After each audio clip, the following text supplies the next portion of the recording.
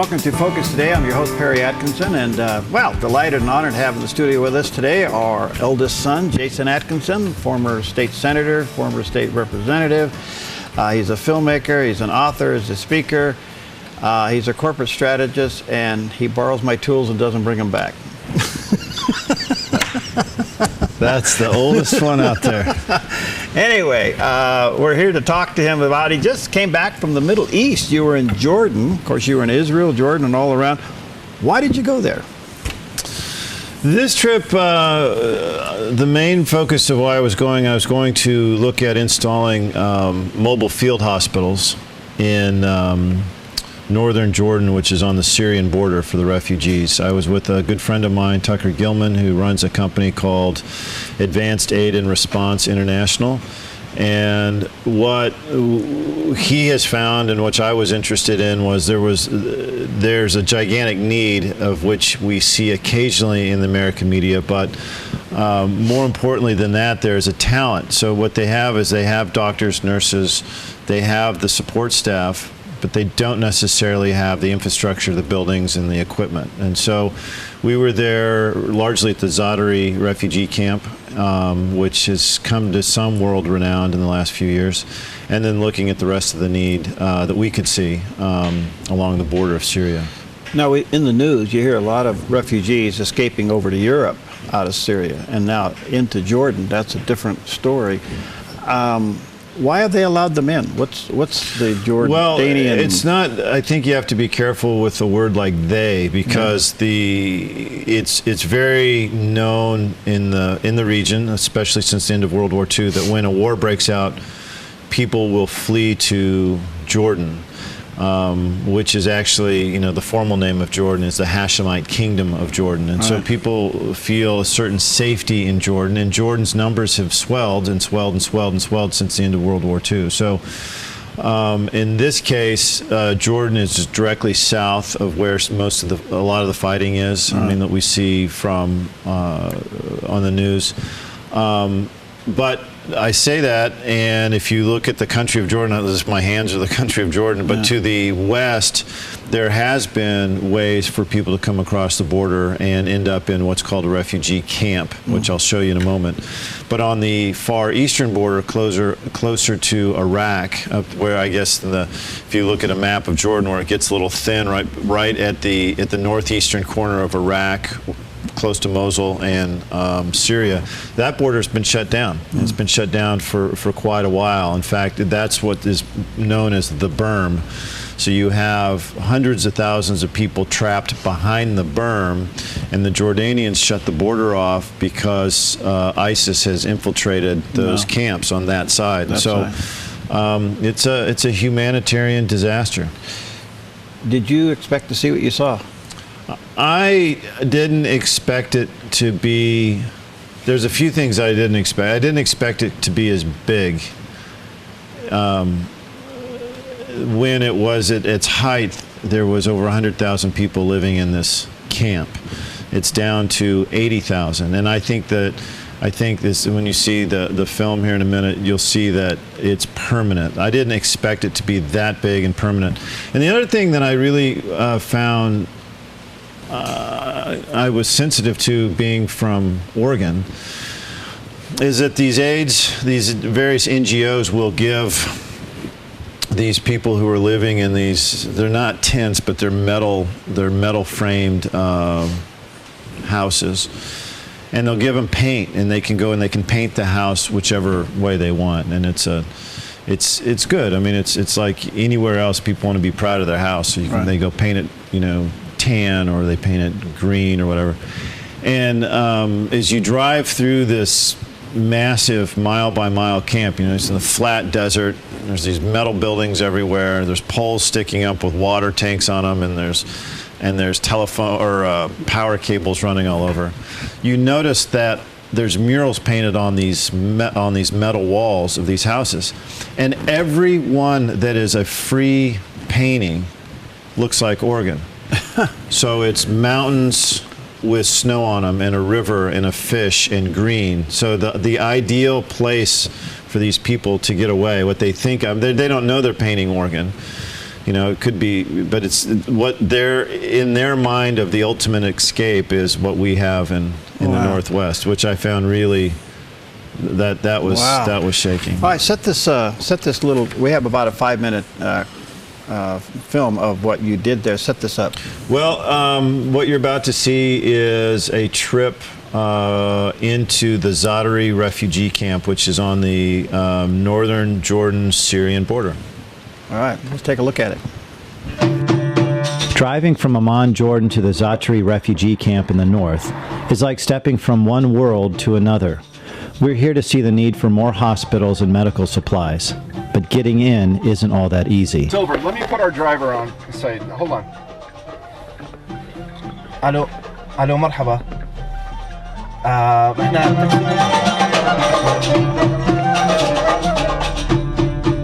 My colleague, Tuck Gilman, places mobile field hospitals where the need is the greatest. These are people that just came over from Syria who are desperately hoping that they find what they need. Services, medical, humanitarian services. And you can see in their face there's great uncertainty and sadness. Much sadness.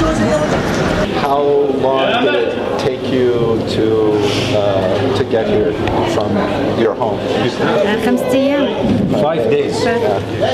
From Syria. They were 8 days away. This waiting room is full. Some of the people we talked with didn't want to be filmed. This camp will not take any more. 80,000 people now call this place their temporary home, but everyone quietly acknowledges it's permanent. From where did you come from? جيت من الطيبة من الحدود. من وين؟ من درعا.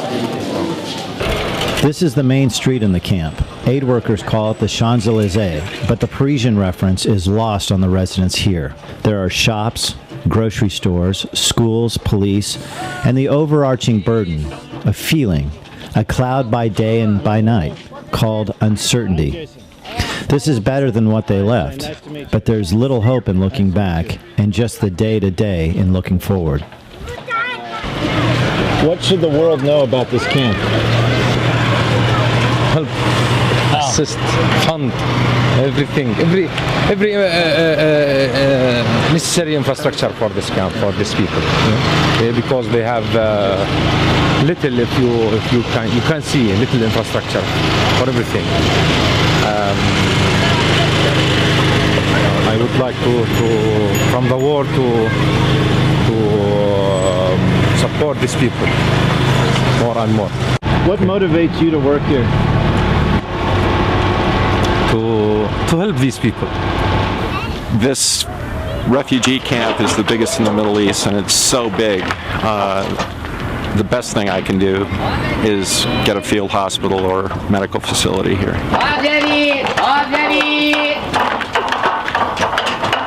We've been here for several days now, and I'm really not sure what to make of it. Syria's right there. There's 80,000 people that are living here. They're making the best they can of it.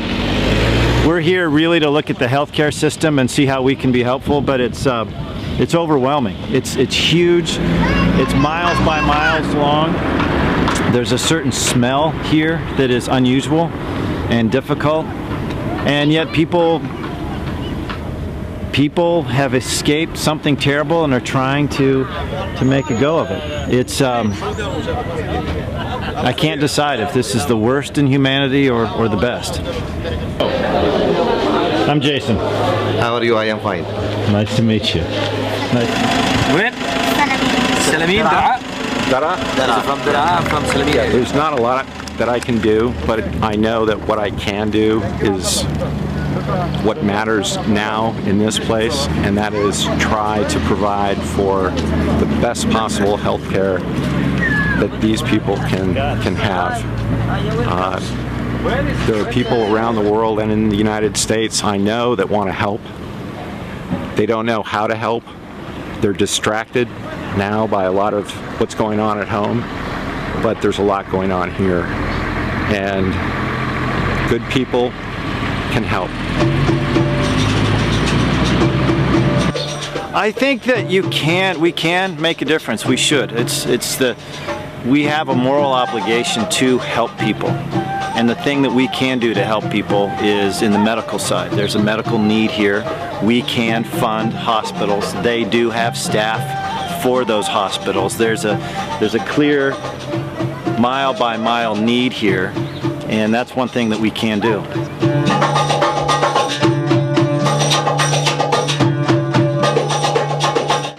A little bit of a showing there of Jason's visit there in Jordan. How do you pronounce that camp's name? That camp is Zaatari.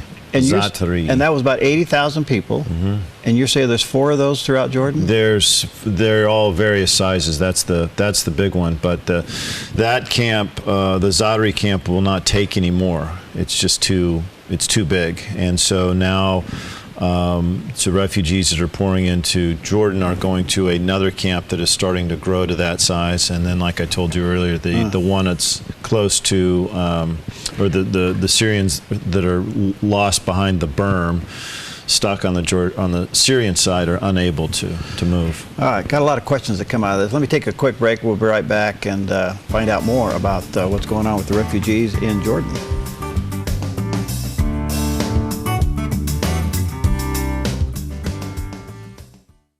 I'm Paulina Leiser, producer of Focus Today. Thank you for watching this video, and make sure to check our other videos at theDove.us.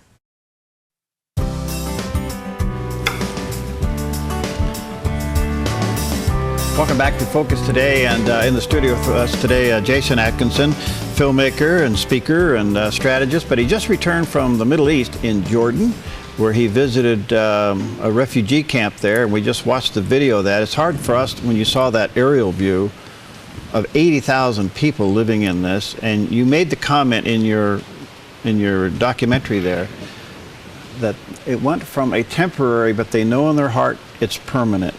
Yeah, there's nowhere to go. They can't go back. Yeah. And so you'll talk to people. Most of the people that I talked with didn't want to be filmed. It's a cultural thing, and I was in hospitals, and I don't know how many people sitting in a hospital waiting room would want to be on television anyway. Yeah. But there's a quiet acknowledgement that you can't go back. They can't return to Syria. The home, the car, the life, the school that you would think they could go back to is no longer there. You made the comment that living in that camp was better than where they came from. Yeah. That ought to give us an indication of what a refugee really is running from. Well, it'll change your perspective when you know that somebody has walked 5 days to get there, or has. And I think the thing that really breaks your heart is how many women that Tucker and I met and talked to who were pregnant as they had to come across this desert through a war zone and eventually get there. What's the future? I mean, is the Jordanians going to allow them to mix into the culture, or is this it? Where does this go? Well, I think if you look at the world's response and you look at Jordan's response, I think simply by the neighborhood, Jordan has done 90% of the lifting on Syrian refugees. But you have to remember that a big portion of the Jordanian population are already and consider themselves refugees. There's 4 and 5 generations of Palestinians that have lived in Jordan and lived in what we as Americans wouldn't call a camp, what they do call a camp. And they've lived there because they will not become part of Jordan in particular because of the Palestinian-Israeli conflict. So you have people who've lived there for generations as refugees, but I think, to answer your question, what is it going forward? I think most eyes are on the United States right now. Are we going to support Israel? I believe so. Are we going to continue to support friends in the Arab world? That's unseen. My personal opinion is I don't think that there's a lot of good that will come from Russia. taking a lead role there in our absence. If we were to pull out, I don't think that's good for the area. But we historically have been a very close partner with Jordan, and as long as that continues, we effectively support Jordan so that there's peace and stability in the region. Jordan is the most peaceful and stable part of the Arab world, and as long as we keep that as long as we maintain that, I think we're going to be okay. If we let that get nervous and we strain that relationship, I think other countries would take advantage. I think we have a hard time getting our brain around that these people ran for their lives and now living in a city that's better than what they left, that would still be considered slums in America. I mean, it's hard for us to equate that in our brain. How does that economy work within a refugee camp? Where do they get things to sell? I don't know. That bothered me the whole time too. I mean, there you go down this main street called the Champs-Élysées, and there's a wedding dress shop, and there's the supermarket, and there's a bicycle store. Repair store. There's bicycles, and there's, I don't know how that economy works. I think when Americans, we think of refugees and we think of camp, we think of people on the move, and we think of people in tents, and that's not what this is. This is people who have fled a war zone into a neighboring country. They are out and I think the world has responded through a variety of other countries and NGOs supporting, as good as we can, as the international community can build on a temporary basis, these camps. But it's a far cry from what they left or what was there. But it still is an economy. Yeah, I don't know how it works. Is there an infrastructure? Is there water? There's water. There's sewer. I mean, it's managed like a really big city. But if you can imagine, it's the size of it is as if you got everyone in the Dove listener area and put them into a 3-by-3 mile area. Wow. That's the density. So what's the message to the world here? We do have a genuine refugee crisis in the world. And some countries are handling it well. Jordan is, others are not. A lot of people are afraid that we shouldn't let them in. What's the message to the world here? Well, I think my message on this project is that you can make a difference, and we can do that through the basic services, in this case, healthcare. So what we're going to start to do next week is start crowdsourcing. We have got a mobile field hospital that we need to deploy effectively. And so it's not that much money by United States standards. We need to raise several $100,000, and then we can facilitate it serving people. That's something that that's the message that we can do. I think the larger message, people don't know. I mean, right now you have you have this internal struggle with people of faith, because faith teaches we're supposed to love the refugee and the alien, and on the same time our politics in the United States and Germany and France and England and the rest of what we would consider the Western world is pulling away from aliens and from not necessarily refugees, but from immigrants. So we've got this internal struggle. I don't purport to think that there's some big blanket thing that we as Americans are supposed to do, but this is one little thing that we can do that helps a whole bunch of people without letting our soundbite politics mess it all up. Is there any political bureaucratic barriers from the United States supporting a refugee camp inside Jordan? I mean, does Jordan say, come on in, bring your supplies, bring your stuff? There is and there isn't. I mean, right now it's all in flux as to what our role is going to be with the United Nations. One of the things that we do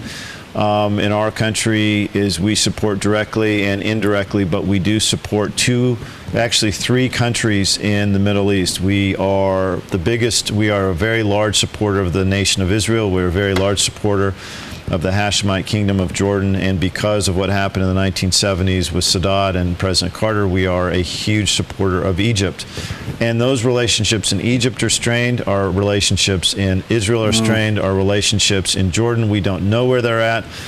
So the American political bureaucratic response is right now the bureaucracy that would make a decision. They're kind of wandering around until we have a new Secretary of State and what role that is. All of these things that we talk about in theory in American politics have real results when you actually do them. The diplomatic corps, diplomacy is a real art, and it's not a political art. It's a relational art, and that is really strained right now in the entire Middle East region. So, if people want to get involved in this, if people want to help you build hospitals or help the organization you work with build hospitals, what do they do? They just go to the website. You see that clip. It's on my Facebook page. But it's also Advanced Aid Response International, and we just use the acronym AAR-INTL.com. Okay. And we'll have some things there, mostly starting next week. But yeah, it's